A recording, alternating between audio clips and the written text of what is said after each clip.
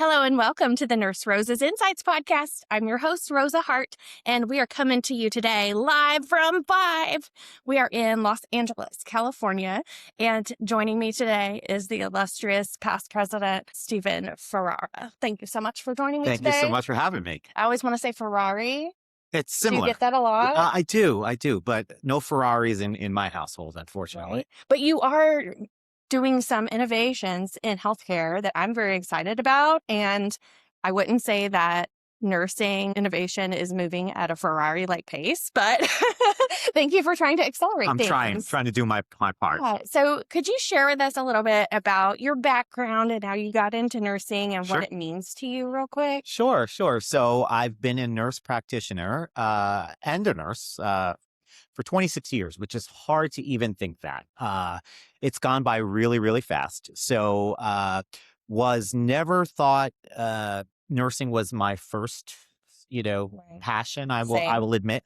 And I should have listened to my aunt, who was telling me the whole time going to nursing. But I found my way. Yeah. I found my way, and I credit her for opening my eyes, because I will be very, very honest. As an 18-year-old college student, you don't know what you want. That is true. And to be very honest, I didn't know what nurses did. Who does? Who does, right? Still. There's still a lot to learn. So once I graduated from school, realized, I want to be in healthcare, not sure what. I volunteered, became an emergency medical technician, volunteered on an ambulance, became a medical assistant. So did all these things, and Really worked your way up? I tried, right? And I saw nursing firsthand, and I said, that's definitely what I want to do. So as the rest, as they say, the rest is history. Went back to school because I had graduated with my baccalaureate degree in biology. Went back for nursing, and from there became, knew I wanted to be a nurse practitioner. So worked med surg for a while, did the NP thing, and here I am. Yeah. And then how did you get involved in is it the American Association of Nurse Yep, Practitioners? AANP, American I'm Association not part of of Nurse it, so I don't have it memorized. I'm sorry. That's okay. Involved in being more of a big picture leader for the profession. Yeah, it's a great question.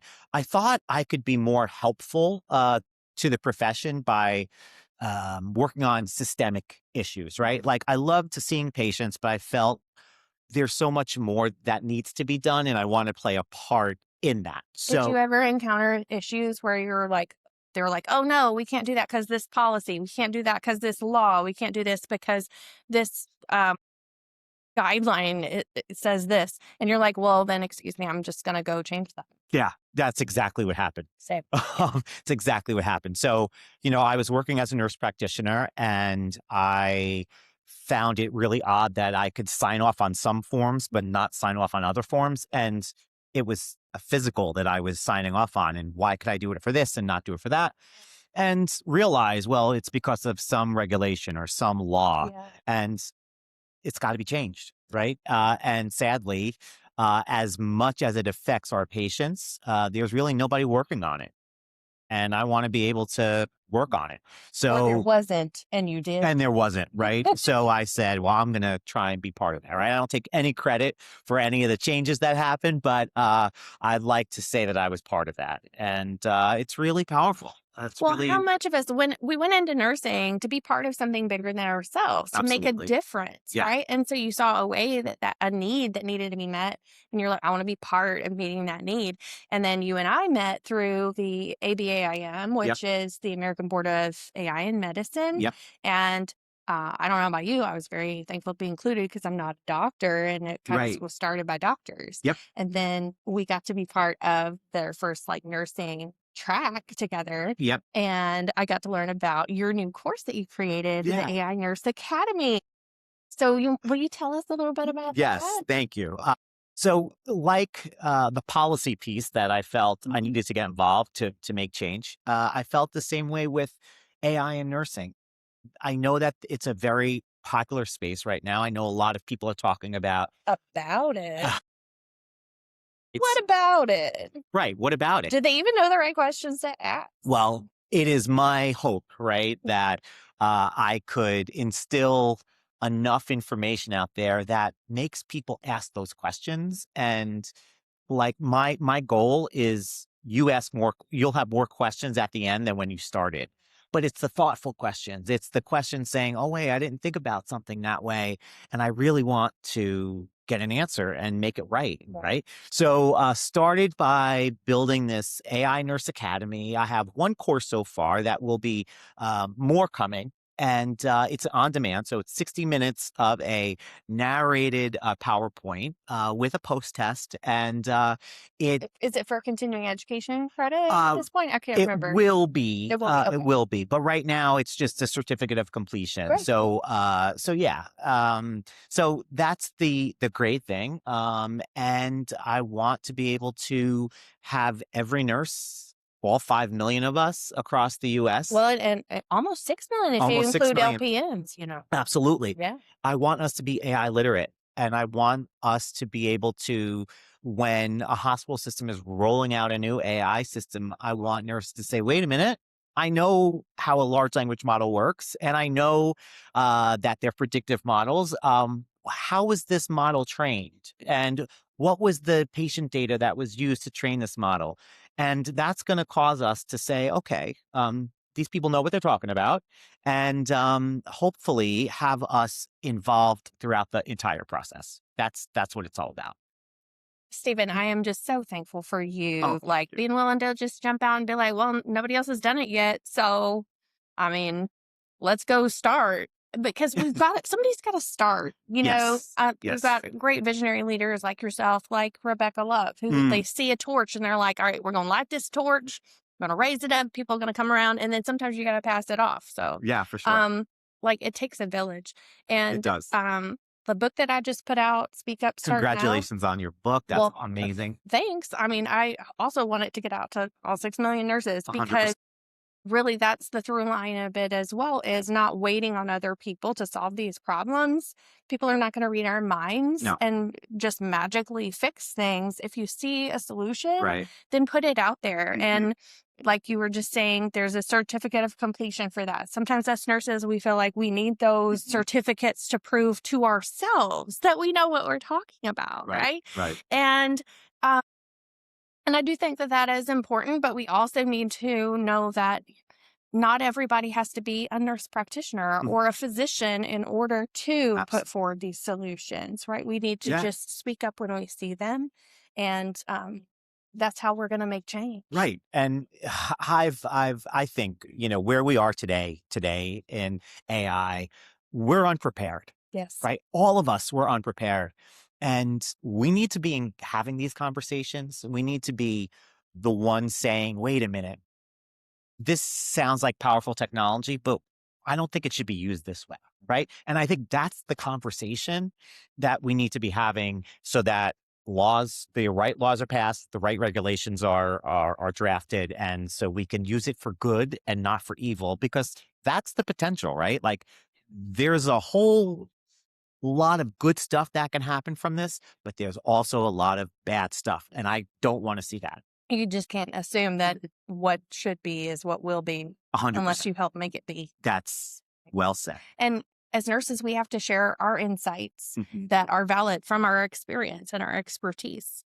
And you may not have the most letters behind your name, but that doesn't mean you're less expert, because you know the effects that it has on your patients or yourself and your family. And as nurses, I think we can verbalize the impact and share our stories that can really showcase this is what it looks like in real life when this happens, not just in theory or not just a Excel spreadsheet of numbers.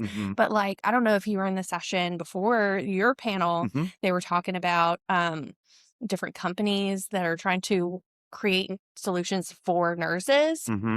And one of them said they were approached by a company who said they asked ChatGPT to tell them the nursing problems so that they could come up with solutions. Yeah. Dear God.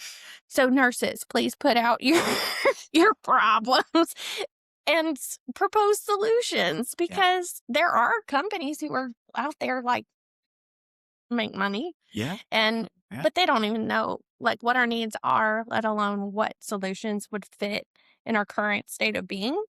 And one thing I was just talking to Susan Grant about right before we're filming this episode is that sometimes the quote unquote workflow that has been needs to just be completely replaced and rebuilt from the ground up, because we're dealing with a type of tools and technologies that are so completely different. It really needs to change the entire thing, not just fit inside of it. And we as nurses also have to be open to reimagining workflows. And one of the comments I made at the panel is, we created these great electronic health records that are, so expensive, very technical, but we designed them to look like a chart that used to be a binder, right? And said, well, let's make tabs, and we can have tabs in an electronic chart. It really doesn't make sense. It makes sense that we copied something that worked for us when we were pen and paper and expected to get the same results when we moved to digital. So we have to think outside the box. We have to be open to different workflows, and we have to be the ones designing them. That's it. That's the bottom line. Well, Stephen, on this podcast, I love to ask the $1 billion question. So if you were given a grant for $1 billion to meet a need you see in healthcare, maybe one we haven't even talked about yet today, because I'm sure as an idea person, you have way more ideas to work with that you haven't had time for yet. So if you were given a grant for $1 billion to meet a need you see in healthcare, how would you like to see it used strategically to have the most sustainable impact? Yeah, it's a great question. The reason why I am so passionate about AI is because as a clinician, as a nurse practitioner, I think AI can ultimately provide better outcomes with me as the human being in this equation, because I want to make my patients better. Because of that intentionality? Yes. I mean, that's why a lot of us become nurses, right? Yeah. We want to care and provide and be able to improve the lives of the patients that we see. So $1 billion, that could be used very well so that we can have our patients choose their treatments, be part of the process of healthcare, of what we consider the provision of healthcare, and make those decisions together. And I do think that will result in a better patient outcome, and that's what it's all about for me. Well, I love your heart, Stephen, and thank you so much for actually taking action and not just talking about things. I try. I mean, we're all doing our part. Rosa, you're doing your part. I appreciate that. And, we all need to pitch in and be part of the solution. I truly believe that. And then if people are hearing this and they're like, I need to connect with Stephen, is LinkedIn the best way to do that? LinkedIn would be great. You also have a website, right? I do. So AI Nurse Academy is ainurseacademy.ai. You can find it, but it's on my LinkedIn. You can find me there. But yeah, I'd be happy to connect. And if I could, answer anybody's questions, or I'm out there. He takes speaking opportunities. He's a great speaker. I know, because he was on a panel with me and he's here for a panel today. So if you need a speaker on AI and nursing, especially nurse practitioners, he's your guy. Yeah, and so I'll have that information for you all in the show notes. And if you enjoyed this episode of the Nurse Rosa's Insights podcast, please subscribe, like it wherever you're listening, and share it with somebody, because we need to be putting these solutions out there so they can turn into reality.